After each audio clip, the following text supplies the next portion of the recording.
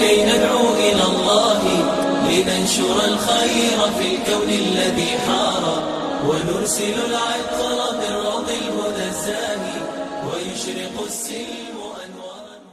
الحمد لله نحمده ونستعينه ونستغفره ونؤمن به ونتوكل عليه ونعوذ بالله من شرور أنفسنا ومن سيئات أعمالنا من يهده الله فلا مضل له ومن يضلله فلا هادي له ونشهد أن لا إله إلا الله وحده لا شريك له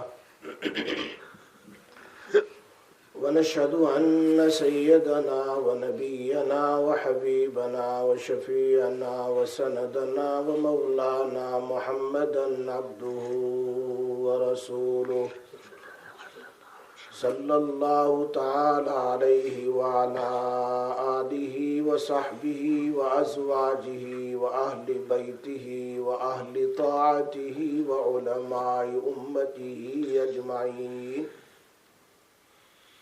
أما بعد فأعوذ بالله من الشيطان الرجيم. بسم الله الرحمن الرحيم.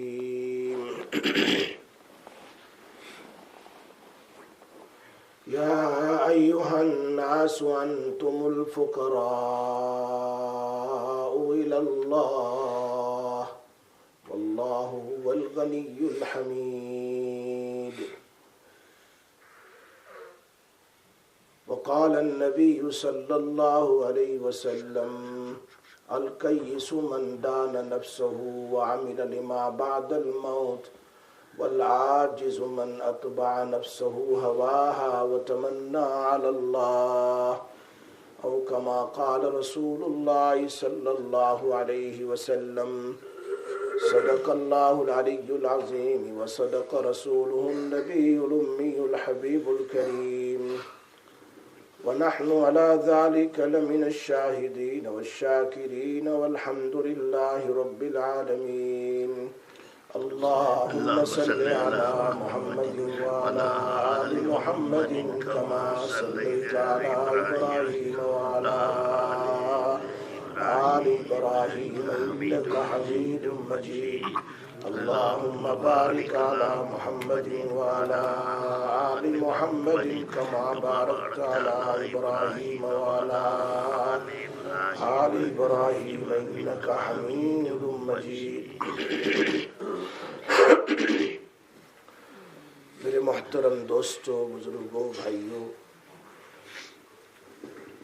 اللہ تبارک و تعالی نے ساری کائنات کو بنایا. ساری کائنات کا خالق اللہ ہے، ساری کائنات کا مالک اللہ ہے.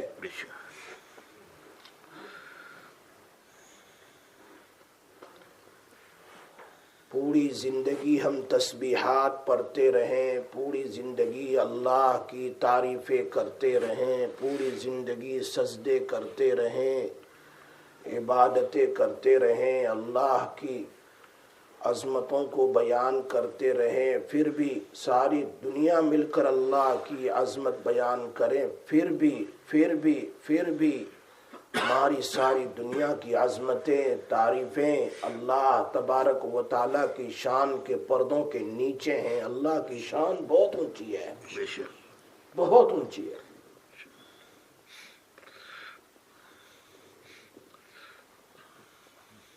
خود نبی اکرم صلی اللہ علیہ وسلم تہجد کی نماز میں یہ دعا پڑھا کرتے تھے: لا احصی ثناء علیک انت کما اثنیت علی نفسک. اے اللہ، ہم تیری تعریف نہیں کر سکتے. امام الانبیاء فرماتے ہیں اس بات کی عظمت کو میرے اور آپ کے دل میں بٹھانا ضروری ہے کہ اللہ کتنا شان والا ہے، تاکہ ہم اللہ کے حکموں کو نہ توڑیں. جب ہم اللہ کی عظمت کو، گریٹنس کو پہچانیں گے تو ہم گناہوں سے بچیں گے، برائیوں سے بچیں گے، سامنے کوئی آدمی دیکھ رہا ہو تو آدمی کیسے گناہ سے بچتا ہے؟ اس لیے کہ اس کے دل میں خوف ہے کہ یہ دیکھ رہا ہے کچھ جا کے مجھے بدنام کر دے گا۔ یہاں اللہ کی ذات ہے جو علیم بذات الصدور ہے، میرے اور آپ کے دلوں کے بھید کو بھی جانتا ہے۔ اس عظمت کو، کی کبریائی کو، اللہ کی بڑائی کو کہ وہ ہر جگہ موجود ہے، اس بات کو ہم اپنے دل میں بٹھائیں گے تو انشاءاللہ پھر گناہوں سے بچنا آسان ہوگا۔ اللہ کی عبادت کرنے میں مزہ آئے گا کہ میں سجدہ کس کو کر رہا ہوں، نماز پڑھنے میں مزہ آئے گا کہ میں نماز کس کے سامنے کھڑے ہو کے پڑھ رہا ہوں۔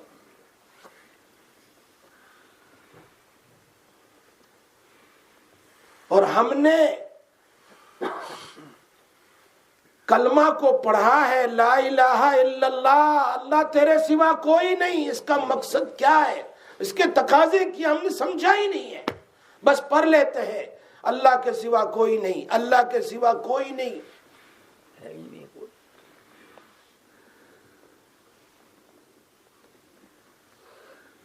اس کو میں سمجھاتا ہوں مثال کے ذریعے سے، اگر ایک آدمی کو دوسرے سے شروع میں تعلق پیدا ہو جائے، تعلق پیدا ہو، one person get connected to another person is called in Arabic، یہ ابھی راغب ہو گیا، اٹریکشن ہو گیا، اس کو اس کے ساتھ اٹریکشن ہوا، کنیکٹڈ ہو گیا۔ جب یہ کنیکشن اور اٹریکشن اور جب یہ تعلق زیادہ ہوتا ہے تو اس کو ڈکشنری میں کہتے ہیں اب اس کو طلب کرنے لگا، مانگنے لگا، مانگنے لگا، اس کو چاہیے وہ چیز، اس لیے کہ اس کے دل میں بیٹھ گیا، اٹریکشن ہو گیا، تو اب یہ طلب کرے گا کب میں جاؤں اس کو لوں، کب میں جاؤں خریدوں۔ اور جب طلب پیدا ہو جاتی ہے تو پھر انسان کے دل میں اس چیز کی محبت پیدا ہو جاتی ہے۔ طلب جب زیادہ ہوتی ہے تو ڈکشنری میں اس کو کہتے ہیں محبت، اس کو کیا کہتے ہیں؟ محبت۔ اور جب محبت بہت زیادہ ہو جاتی ہے تو اس کو عربی میں کہتے ہیں عبادت، یہ اب اس کا دیوانہ ہو گیا۔ بات سمجھ میں آ رہی ہے؟ رغبت پیدا، اللہ قرآن میں اس بات کو بار بار بیان فرماتا ہے، اِنَّا إِلَى اللَّهِ رَاغِبُونَ، ہم اللہ کی طرف رغبت پیدا کرتے ہیں۔ اور اس کے بعد اللہ نے فرمایا ضَعُفَ الطَّالِبُ وَالْمَطْلُوبُ، یہ بوٹوں کو پوجنے والے طالب اور مطلوب دونوں کمزور ہیں۔ اور پھر اللہ نے فرمایا وَالَّذِينَ آمَنُوا اشد حبا للہ، ایمان والو تمہارے دل میں اللہ کی محبت بہت زیادہ ہونی چاہیے۔ جب یہ زیادہ ہوگی تب جا کر بات سمجھ میں آئے گی، لا الہ الا اللہ، اللہ تیرے سوا کوئی نہیں، تو ہی ہے۔ پھر تمہیں زکوٰۃ دینے میں مزہ آئے گا، نماز پڑھنے میں مزہ آئے گا، سجدہ کرنے میں مزہ آئے گا، ذکر اللہ کرنے میں مزہ آئے گا۔ میں نام کس کا لے رہا ہوں؟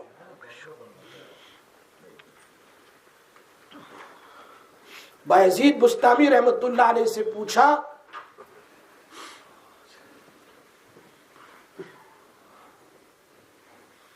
کہ اللہ تبارک و تعالیٰ کو بندوں سے محبت ہے، اس کی دلیل کیا ہے؟ اللہ کو بندوں سے محبت ہے، اللہ ولی الذین آمنوا، ہونا تو یہ چاہیے تھا اے ایمان والو تم مجھ پر ایمان لے آئے، اب تم مجھ سے محبت کرو، لیکن اللہ خود کہہ رہا ہے کہ اللہ ان ایمان والوں سے محبت کرتا ہے۔ بایزید بستامی رحمت اللہ علیہ کا جواب بھی عجیب ہے، فرمایا محب اپنے محبوب کو کوئی چیز دے تو وہ کہے میں نے بہت کم دیا ہے۔ محب یعنی اللہ جب اپنے whenever the Allah has give something to his servants, he say I have given you very little. کچھ نہیں دیا. لیکن جب محبوب اپنے محب کو دے تو اللہ کہتے تو نے بہت کچھ دیا ہے مجھے. You have given me so much. قرآن میں اللہ نے کیا فرمایا؟ قل متاع الدنیا قلیل.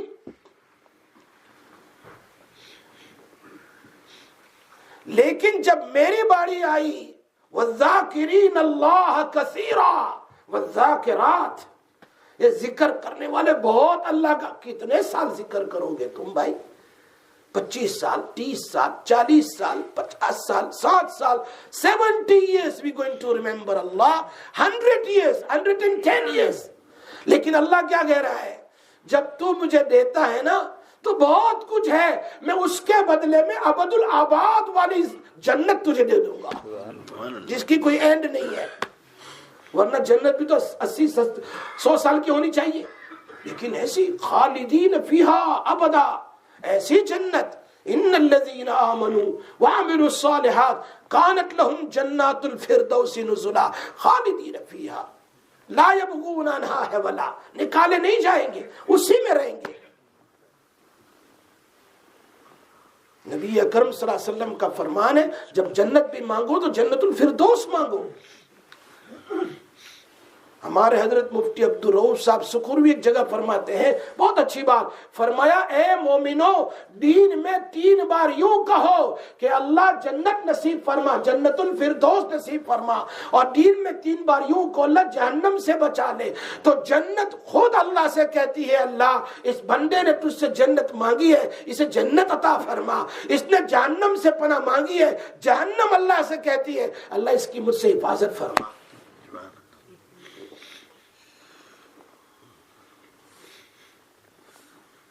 اللہ کی عظمت میرے اور آپ کے دلوں میں بیٹھے گی نا تو ہی پھر مزہ آئے گا عبادت میں.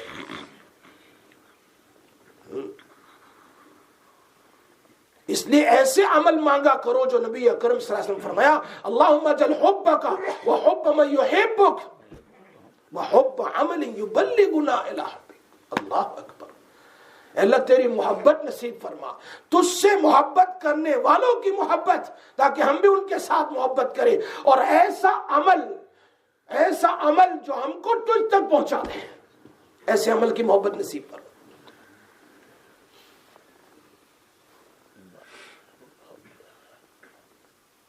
ہمارے حضرت تھانوی رحمت اللہ علیہ نے ایک جگہ لکھا ہے، میں جب مولانا فضل الرحمان صاحب گنج مراد آبادی رحمت اللہ علیہ کے پاس میری بھر جوانی میں گیا، فارغ ہوتے ہی تو حضرت نے فرمایا اشرف علی میں جب سجدہ کرتا ہوں اللہ کے سامنے تو مجھے ایسا لگتا ہے کہ اللہ نے میرے گال پر چیخ پر بوسہ لے لیا. میں جب سجدہ کرتا مزہ آتا ہے جب اللہ کو اللہ سمجھیں گے. اللہ کی عظمت دل میں ہوگی تو کہ اللہ ہے کون جس کے سامنے میں کھڑا ہوں. یہاں تو دیکھتے ہیں تو نماز السلام علیکم ورحمۃ اللہ، امام صاحب اٹھ کے بھاگتے ہیں، پتہ بھی نہیں سامنے وہ دوسری صف میں لوگ نماز پڑھ رہے ہیں، اس کے سامنے سے کراس کرتے ہیں. اس نمازی جو نماز پڑھ رہا ہے اس کے نماز کی کوئی عظمت میرے دل میں نہیں ہے. امام بخاری رحمت اللہ علیہ نے بخاری شریف میں باقاعدہ چیپٹر قائم کیا ہے. یاد رکھو یہ مسئلہ. Especially our youngsters, when the namaz finished, they run and they don't even bother. The person is standing and reading namaz, completing his namaz. How can I cross the person? Abu Sa'id Khudri رضی اللہ تعالیٰ حدیث mention امام بخاری رحمت اللہ علیہ in Bukhari Sharif. He was reading namaz in Masjid Nabawi sallallahu alaihi wasallam. And he mentioned the hadith of Ibn Umar. Ibn Umar was reading namaz in Kaaba, in Masjid Haram. And Abu Sayyid Khudri radiyallahu anhu was reading namaz in Masjid Nabawi sallallahu alaihi wasallam. سامنے سترہ رکھا ہوا تھا. اسی لیے علماء فرماتے ہیں انسان کو چاہیے کہ ایسی جگہ نماز پڑھے جہاں کسی کو آنے جانے میں تکلیف نہ ہو. There are so many people that read namaz in the last of sunnats and it's hard for the people to cross. ایسے ہی کھڑے ہو جاتے پیچھے, اتنی جگہ ہے پیچھے, یا پیچھے ہال میں چلے جائیں سنت نفل پڑھنے, لیکن ایسی جگہ نہ پڑھو کہ کسی کو آنے جانے میں تکلیف ہو. کسی کو جلدی ہوتی ہے, کچھ کام ہوتا ہے. ابو سعید خدری رضی اللہ تعالیٰ کی حدیث لکھی ہے, اللہ اکبر, نماز پڑھ رہے تھے اور ایک آدمی گزرنے کا ارادہ کرا, گزرنا بلکہ گزر ہی رہا تھا. بخاری شریف کی حدیث ہی ہے. حضرت ابو سعید خدری رضی اللہ تعالیٰ نے اس کو ہاتھ سے پش کر دیا, ایسا. بخاری شریف کی حدیث صحیح سنا رہا ہوں, ایسے پش کیا. اب اس نے دوسری جگہ تلاش کی کہ ادھر سے نکل جاؤں, ادھر سے, لیکن کئی جگہ ملی نہیں. didn't found a place to go. تو دوبارہ آیا گزرنے کے لیے. حضرت نے زور سے اس کو پش کیا, وہ پیچھے گرا زور سے. وہ حضرت کو برا بھلا کہنے لگا. He started shouting while Hazrat was in namaz. He was shouting. ایسا ہوتا ہے. ہم لوگ کہتے ہیں بھائی مطاف میں بھی چلو, طواف کرنے والے کو تو اجازت ہے, نمازی کے سامنے سے وہ بھی اس کے سجدے کی جگہ کے آگے سے گزرے. اگر گزرنا ہے تو ہمارے فقہا لکھتے ہیں 2.5 صف, 2 or 2.5 صف, where normally our gaze, our eyes goes there. 2.5 صف, it's okay. But in front of, no. نبی اکرم صلی اللہ علیہ وسلم نے فرمایا, بخاری شریف کی یہ بھی حدیث ہے, دونوں چیپٹر ہے, اگر گزرنے والے کو پتہ چل جائے کہ گزرنے کا کیا گناہ ہے, if he come to know that what is the guna to cross in front of the namazi, so he will stay there 40 yawman wa 40 shahran. 40 کا لفظ ہے, نریٹر کہتے ہیں کہ اس میں 40 دن ہیں. وہ he could stay there for 40 days or 40 months or 40 years. Our ustad used to say here normally 40 years because ابن ماجہ میں 100 سال کا ذکر کلیئرلی ہے کہ اگر اس کو گناہ کا پتہ چل جائے تو وہاں پر وہ 40 سال یا 100 سال تک کھڑا رہے, گزرے نہیں. اگر اس کو پتہ چل جائے کہ نمازی کے سامنے سے گزرنے کا کتنا بڑا گناہ ہے, اگر اس کو پتہ چل جائے, بھائی میں تو اپنے کو BBC نہیں سنا رہا ہوں, تمہیں CNN نہیں سنا رہا ہوں, اللہ کے نبی کا فرمان ہے, اتنا بڑا گناہ ہے. ایک آدمی 40 سال گناہ کرے, 100 سال گناہ کرے, وہ وہاں کھڑا رہے 100 سال تک. ابن ماجہ میں ہے اور بخاری شریف میں 40 سال کا ذکر. یہی بات ابو سعید خدری رضی اللہ عنہ نے بیان فرمائی. اس کو پش کیا, وہ گیا کہاں, مروان کے پاس. Marwan was a governor of Medina at that time. He went to him and complained him that Abu Sa'id pushed me while he was reading namaz. ابھی وہ شکایت کر رہا تھا کہ ابو سعید بھی مروان کے پاس پہنچ گئے. مروان نے پوچھا, governor asked him what's wrong, what happened. تو اللہ کے نبی صلی اللہ علیہ وسلم کی پوری حدیث سنائی. ابو سعید خدری رضی اللہ عنہ ہی told the whole hadith of Rasulullah sallallahu alaihi wasallam to Marwan. اسے جو گزرنے والا ہے اگر اس کو سٹاپ کرنے کے باوجود بھی گزرتا ہے فہو شیطان. بخاری کے الفاظ, وہ کون ہے, شیطان. لیکن احناف کہتے ہیں کہ یہاں عمل کثیر نہ ہو جائے, نماز ٹوٹ جائے گی, نماز میں خاموشی ہونی چاہیے. محدثین تو کہتے ہیں کہ اس کو پش کر دو. ہمارے حضرت مولانا سعید صاحب پالن پوری رحمت اللہ علیہ تو فرماتے ہیں ان کی شرح, بخاری کی شرح میں, کہ ایک بار پش کر دو. One time you pushed, then people will come to know مسئلہ. At least people will come to know مسئلہ. یہی مسئلہ انہوں نے بیان کیا کہ اگر ایک آدمی پیچھے اکیلا ہے, he came late and there is nobody, he is alone. Like Imam is alone front, he is alone at the back, so he must pull someone from the first saf to him. تو وہاں لکھا ہے کہ بعض آدمی کو ایسا کریں گے مسئلے کا پتہ نہیں ہوتا تو تماچا مارے گا اس کو، کہ ایک بار تماچا کھا لو لیکن سب کو مسئلے کا پتہ چل جائے گا، کہ ایک بار پش کر دو. لیکن احناف کا مسئلہ یہ ہے قرآن کی آیت قطعی ہے اور یہ حدیث بخاری شریف کی ہے لیکن آیت قطعی ہے وَقُومُوا لِلَّهِ قَانِتِينَ. کچھ پڑھ لو، مثال کے طور پر آپ التحیات پڑھ رہے ہیں اور کوئی آدمی گزر رہا ہے تو ذرا الفاظ ذرا زور سے کر دو تاکہ اس کو پتا چلے میں نماز پڑھ رہا ہوں. الحمدللہ پڑھ رہے ہیں آپ، کوئی گزر نہ چلا اهدنا الصراط المستقیم، پھر خاموش ہو جائے تاکہ اس کو پتا چل جائے کہ کوئی نماز پڑھ رہا ہے، میں سامنے سے نہ گزروں. اگر سمجھنے والا ہوگا سمجھ جائے گا. لیکن دوسرے کافر تو فَلْيُقَاتِلْ، اس کے ساتھ جھگڑو. لیکن ایک بار کیا ہوگی، نماز ٹوٹ جائے گی اور کیا ہوگا. اس لیے مسئلے کا پتہ بھی ہونا چاہیے. میں کہا کرتا ہوں یہ پیچھے کھڑے ہونے والوں سے کہ اگر امام سے کچھ گڑبڑ ہو گئی تمہیں پتہ ہے کیا پڑھنا ہے آگے، وہ تو امام کو ٹورنا ہی پڑے گا. مسائل کو سمجھنا لازمی اور ضروری ہے. بعض مسائل تو بہت امپورٹنس ہے. اس لیے ہمارے دل میں اللہ کا گریٹنس پیدا ہو کہ نماز اللہ اس کے سامنے ہے. جو نماز پڑھ رہا ہے نا اللہ اس کے سامنے ہے. یہ حکمت لکھی ہے. نماز ایک ایسا عمل ہے کہ نمازی کے سامنے اللہ ہر جگہ ہے لیکن نمازی کے سامنے ہے.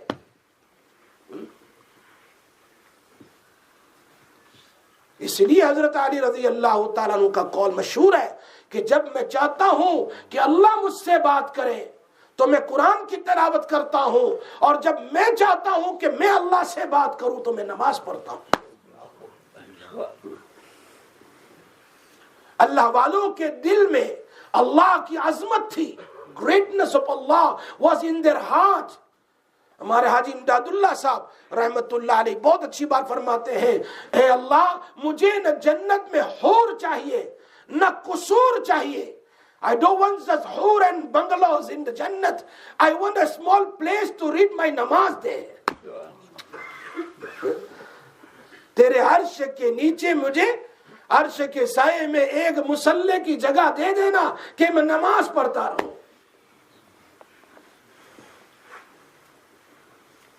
ان کے دلوں میں عظمت ہوتی تھی، محبت ہوتی تھی. حضرت تھانوی رحمت اللہ علیہ کی بات سنا رہا تھا کہ جب فرشتوں نے اللہ سے پوچھا کہ ابراہیم علیہ السلام کو تم نے خلیل بنایا، واتخذ اللہ ابراہیم خلیلا، واتخذ اللہ ابراہیم خلیلا. علامہ شبیر احمد عثمانی فرماتے جب نبی اکرم صلی اللہ علیہ وسلم معراج سے تشریف لائے تو اوپر والے آخری آسمان پر ابراہیم علیہ السلام تھے اور چھٹے پر موسیٰ علیہ السلام تھے. اور موسیٰ علیہ السلام تو بنی اسرائیل کے نبی ہے اور ابراہیم علیہ السلام تو امت محمدیہ کے نبی. وَاتَّبَعَ مِلَّةَ إِبْرَاهِيمَ حَنِيفًا، ہمارے نبی صلی اللہ علیہ وسلم فالو کرتے تھے ابراہیم علیہ السلام. مکہ والے فالو کرتے تھے ابراہیم علیہ السلام. کیا بات ہوئی کہ ساتویں آسمان پر ابراہیم علیہ السلام نے نبی صلی اللہ علیہ وسلم کو مشورہ نہیں دیا کہ تمہاری امت کو کہنا کہ 50 نماز بہت زیادہ ہے، کم کرو کم کرو. بنی اسرائیل کے نبی موسیٰ علیہ السلام نے کیوں مشورہ دیا جو ہمارے نبی نہیں ہے؟ ہمارے اکابرین نے بڑی عجیب عجیب بات لکھی. وہاں پر علامہ انور شاہ صاحب کشمیری رحمت اللہ علیہ کی ایک بات مجھے یاد آئی، لکھا ہے علامہ شبیر احمد عثمانی، علامہ انور شاہ صاحب کشمیری رحمت اللہ علیہ فرماتے ہیں میں زندگی بھر اس مسئلے میں پریشان رہا کہ اللہ کے نبی صلی اللہ علیہ وسلم mention himself that Dajjal is going to come before قیامت، دجال قیامت سے پہلے آئے گا. یہ اللہ کے نبی صلی اللہ علیہ وسلم نے بیان فرمایا کہ عیسیٰ علیہ السلام اس کو قتل کریں گے. پھر کیا بات تھی؟ What was happening that نبی صلی اللہ علیہ وسلم کیوں دجال سے پناہ مانگتے تھے؟ انبیاء علیہ السلام کیوں دجال سے پناہ مانگتے تھے جبکہ ان کے زمانے میں تو آنا نہیں تھا؟ Dajjal was not going to come in the time of Nabi sallallahu alaihi wasallam. So why he was seeking protection from Dajjal? اے اللہ مجھے بچا لے دجال سے. بات میری سمجھ میں آ رہی ہے نا؟ کہہ رہے ہیں علامہ انور شاہ صاحب کئی زمانے سے یہ سوال میرے ذہن میں تھا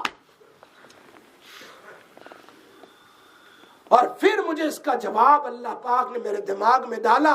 علامہ انور شاہ صاحب فرماتے ہیں بہت اچھی بات جس کو علامہ شبیر احمد عثمانی نقل فرماتے ہیں. فرمایا علامہ انور شاہ صاحب کشمیری فرماتے ہیں کہ دجال کا فتنہ ایسا خطرناک ہوگا.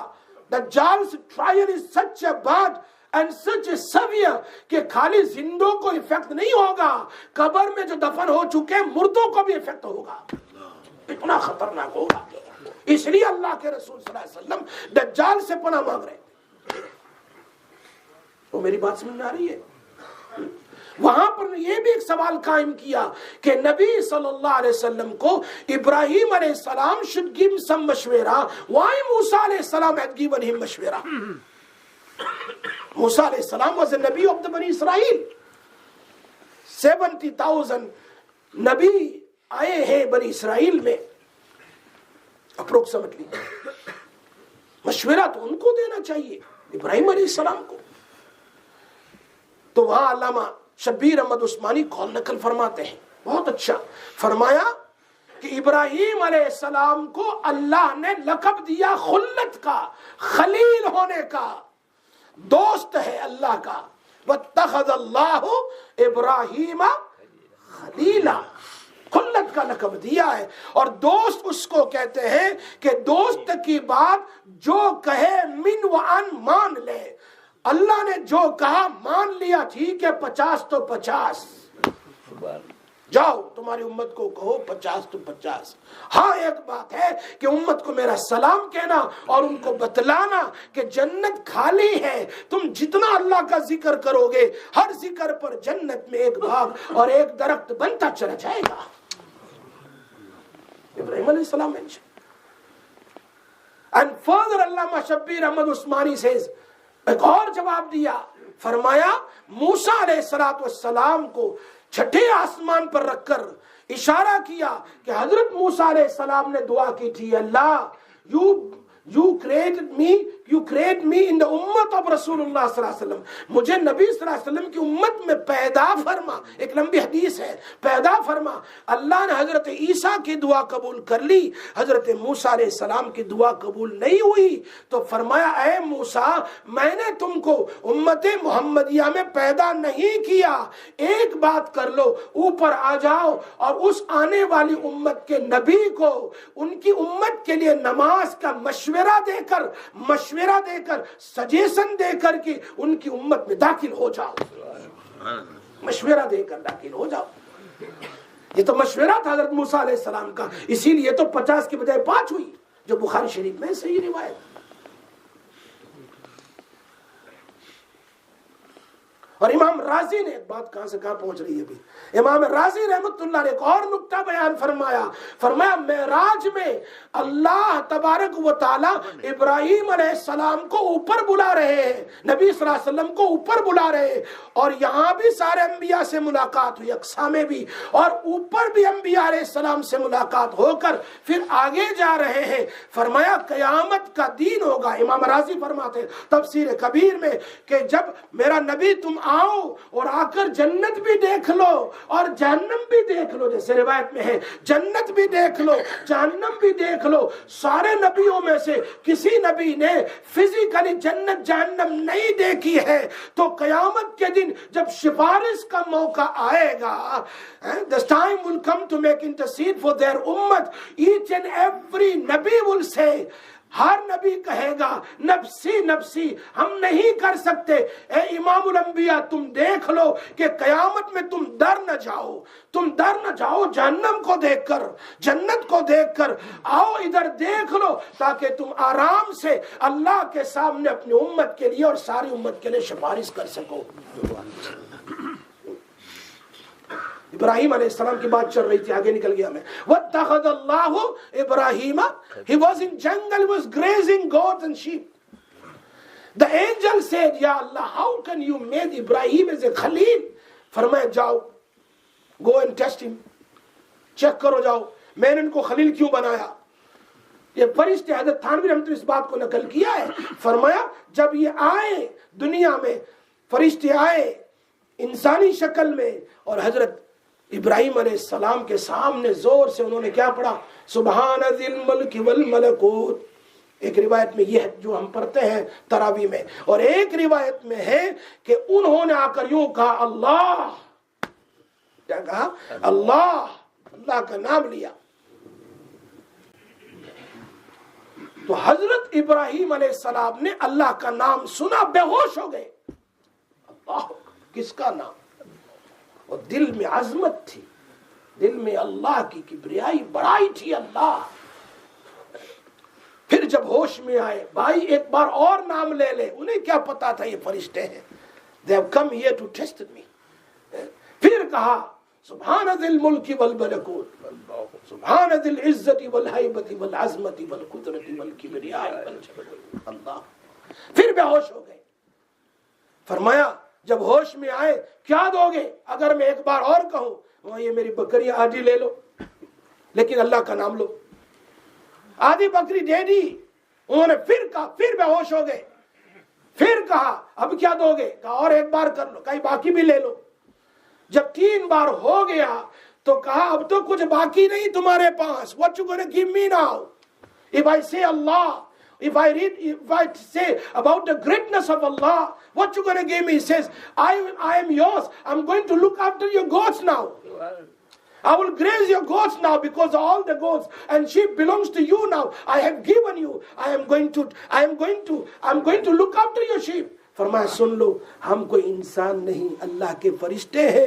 ہم نے دیکھا اللہ نے آپ کو خلیل کیوں بنایا ہے، اس لیے آپ کی امتحان لینے کے لیے آئے ہیں، اور آپ پاس ہو گئے۔ بھائی ہم جب نماز میں کھڑے ہو نا تو اللہ کا نام لے رہے ہیں، کس کے سامنے کھڑے ہیں؟ اللہ از دے۔ اللہ عمل کی توفیق عطا فرمائے۔ وقت نہیں انشاءاللہ اور زیادہ تفصیل سے بیان کرتا۔ یہ رمضان کا مہینہ قریب آ رہا ہے، قریب آ رہا ہے، توبہ کر لو، توبہ کر لو، اللہ سے توبہ کرو، استغفار کرو، تاکہ رمضان شروع ہوتے ہی اللہ کی رحمت ہم پر اترنا شروع ہو جائے۔ یا ایھا الناس انتم الفقراء کی تفسیر تو باقی رہ گئی، انشاءاللہ پھر کبھی بیان کریں گے۔ اللہ ہم سب کو عمل کی توفیق عطا فرمائے۔ وآخر دعوانا الحمدللہ۔